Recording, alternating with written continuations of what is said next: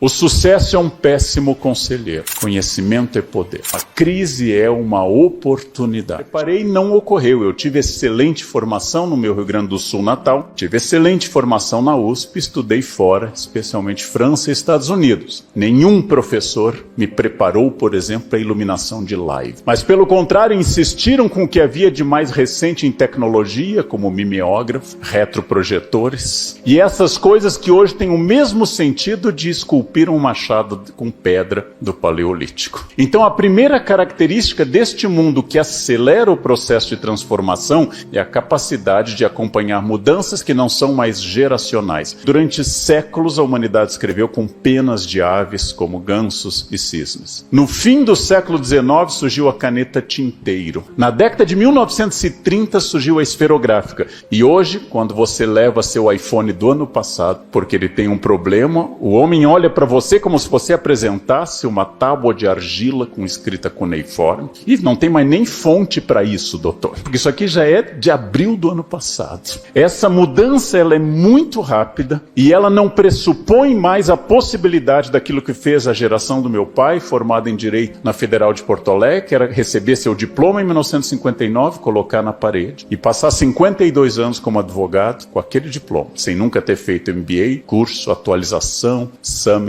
e o escambau. Hoje, se você já está graduado há 5 anos, você está defasado. Hoje não é mais possível que você decida gastar o seu conhecimento da graduação ao longo dos anos. O modelo do líder do século XX é Churchill. 1940, o momento mais sombrio da história das Ilhas Britânicas. A França caiu, a Holanda caiu, a Noruega caiu, a Bélgica caiu, a Inglaterra está sozinha, lutando contra a Europa inteira. O parlamento sugere a Churchill, faça as pazes com a Alemanha, faça um acordo de paz. O Partido Conservador diz a ele, faça a paz. O rei George VI diz a ele, faça a paz. E ele diz, não se faz paz com um ditador nazista. E ele estava certo. A decisão de Churchill entre 40 e 41 de sozinho enfrentar o mundo é uma decisão que se revelou gesto de um líder que não baseava sua decisão em um mínimo múltiplo comum. Ao contrário de muitos de hoje, em que a decisão é simplesmente a soma de todas as decisões, o líder Churchill teve uma visão. Precisamos resistir, lutar, que um dia os americanos entrarão nessa guerra. Um ano depois, a União Soviética, e no fim do ano seguinte, os americanos entraram na guerra. Isso mudou tudo. E isto é louvado, e ele se transformou num dos líderes mais festejados, foi ministro novamente, 51 a 55, e quando faleceu em 1965, ele era um dos homens mais celebrados do antigo Império Britânico, era o maior enterro da história do Reino Unido. A Rainha Elizabeth, você sabe, nunca morrerá, então nós não poderemos fazer essa comparação. Aliás, o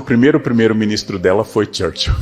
Mas tadinho, né? Passou. Tudo passa, menos a Rainha Elizabeth II. Então, um líder que teve várias virtudes. A primeira delas, aprendeu. Porque Churchill tomou uma péssima decisão na Primeira Guerra, a Batalha de Galípoli. Churchill tomou péssimas decisões financeiras, como Lorde do Tesouro. Churchill quase foi à falência durante a crise de 29, pessoalmente. É um homem que acumulou erros e já com uma idade em que não se começa mais na política, tornou-se primeiro-ministro em 1940.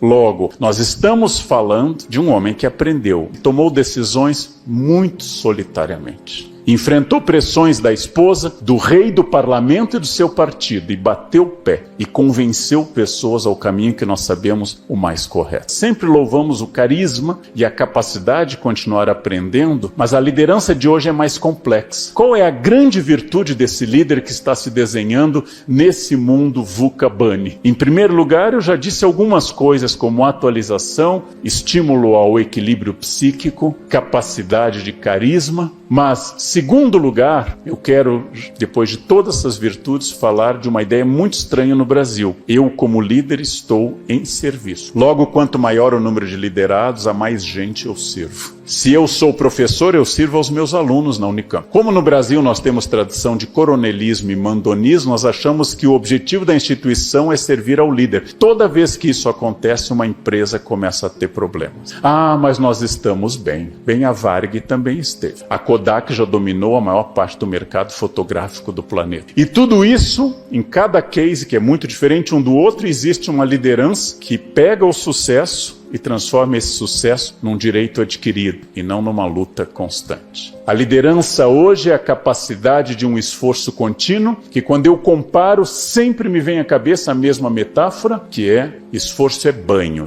Tomou ontem, parabéns. Hoje de novo. Mas eu venho tomando banho há 15 anos. Parou, fede. Imediatamente. Então, você fez inglês e francês, aprendeu a lidar com planilhas sofisticadas, você se desenvolveu em matemática financeira, ótimo. E se explica o ponto que você chegou até aqui. Não vai garantir o seu futuro. Como eu disse a vários alunos brilhantes da elite paulistana, meu filho, você tem um grande futuro pelas costas, porque pela frente não tem nada. Família que lhe dá viagens, inglês aprendido esquiando em Aspen, garante muita vantagem. Mas acontece que tem gente que tem isso e ainda tem fogo no olho, energia e ganas. Você não tem essa força, não tem essa energia, não se preocupe. A cadeira do poder está sempre ocupada. Você não tem força para renovar, não se preocupe. Alguém mais jovem e mais produtivo, pela metade do preço, fará o mesmo serviço. A cada momento isso deve servir para uma ideia de desenvolvimento contínuo, de prazer em ser melhor, de reinventar-se, de competir consigo mesmo, de como pessoa perfectível pensar, eu tenho que estar melhor esse ano do que eu estava há 5 anos. A promessa que eu fiz à minha família quando vim para São Paulo fazer pós-graduação em 1987, ao recebê-los a primeira vez, eu disse, a cada ano que vocês me visitarem eu estarei melhor. E foi verdade. A cada ano eu estive melhor. Eu não estou competindo com bilionários nem com pessoas na lista da Forbes. Eu estou competindo comigo mesmo. E estar melhor não é estar morando num lugar maior. É saber mais, manter o meu corpo funcional e tentando achar novos horizontes. Quero contar brevemente como funciona essa estratégia para mim. Há 2 anos, reuni a equipe do meu escritório e disse, nós estamos bem? Voz unânime da equipe, muito bem. Temos palestras marcadas para 2 anos. As editoras lutam pelo direito de publicar um livro seu. Tem convites variados. Então, estamos no apogeu? Estamos. Mau sinal. Isso é um pressentimento do início do fim. É hora de reinventar tudo. Onde eu posso crescer? No Brasil, talvez não. Vamos para o exterior. A minha equipe conseguiu logo, abril de 2020, palestra em Nova York, local nobre. Palestra pronta, data show comprada a preço de ouro, livro publicado. Veio a pandemia, tudo fechou. Nova York fechado, perdi o Airbnb alugado.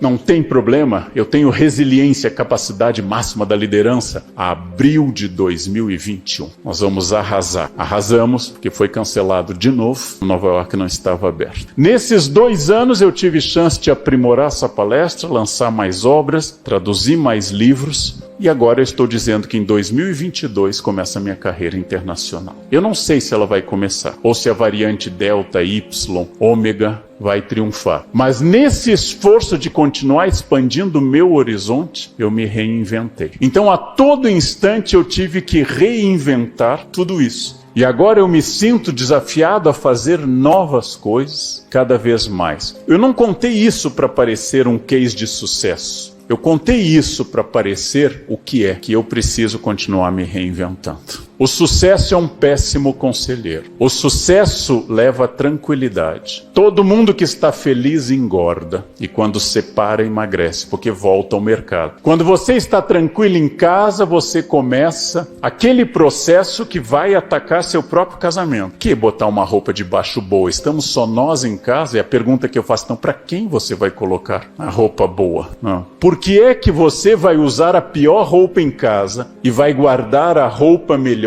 quando visitar pessoas estranhas? Por que é que a louça boa só vai descer quando tiver visita, se nós somos as pessoas mais importantes dessa casa? Por que é que você vai guardar para estranhos o que deveria ser dado à família? A todo instante tem que pensar o que é valor, o que é prioridade, porque o líder de hoje é quem estabelece normativas e valores. E o líder ensina pela reunião, o líder ensina pelo ofício, mas ele ensina sempre pela postura. Assim como eu estranharia um personal obeso, um médico pneumologista fumante, eu estranharia um líder que não fosse o símbolo de tudo aquilo que ele quer para a empresa. O símbolo do momento que ele entra, porque não é possível supor que se esse líder não respeita o porteiro, que ele tem qualquer sensibilidade humana. E se ele não tem sensibilidade humana, que liderança é essa? Porque respeitar quem é mais forte que você não é ética, é bom senso. O cara tem 2 metros, 110 quilos, é faixa preta, pisa no meu pé e digo, não foi nada. Isso não é ético. Isso é segundo a lei de Newton.